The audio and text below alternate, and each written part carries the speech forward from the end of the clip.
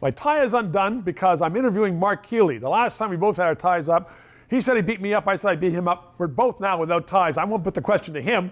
Are we going to have an election this year? People are predicting that Trudeau either may have one or be forced into one. How do we have an election this year? 2023, everybody thinks, oh, this guy's going to take a walk in the snow and he's going to leave. Some people hope they will. He's not.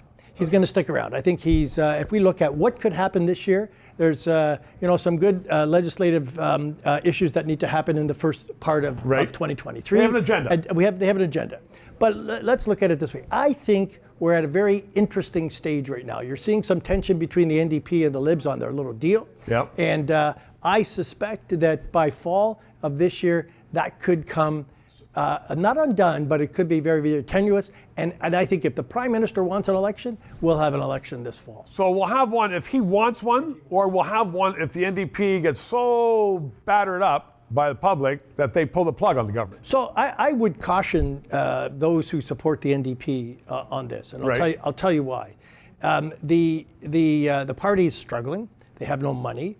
And I got to tell you, too, that I would reckon that a lot of support from the NDP would migrate to Justin Trudeau's party, the Liberal Party, and they will win a majority government if there's a call to go to the people this fall.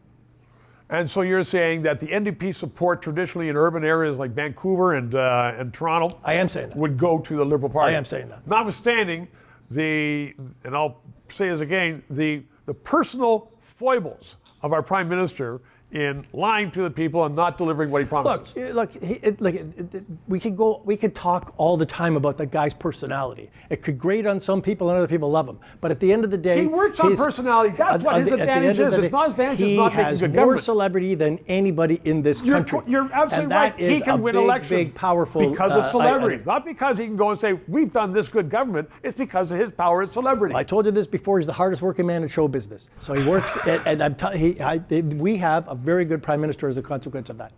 We have a Prime Minister who is a celebrity, but is celebrity good to run a country?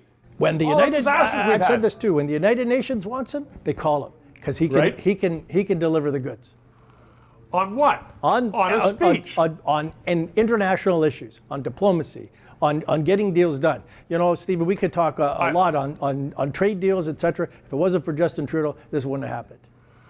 There are some trade deals that were put into place under the Harper government that he continued and signed. Granted, I'm not aware of one trade deal this government has initiated and got it. But you know what? That said, there's a lot of failures in this government, but you're still saying we want that rock star as Prime Minister. We want an effective Prime Minister who's transformative, and that's what we have. And that's what we don't have, but that's why we have a difference of opinion, but you're still a great Canadian. 3 minutes. A number of people tell me I am no longer a Liberal. I am a Liberal, and this station is not about Liberal or Conservative politics, nor about left or right politics. It is about efficient government and honest government and getting the best way to help people in Canada. That is why we are not paid by the government, and that is why we're looking for your support. Press subscribe, and if you can make a donation, we appreciate it.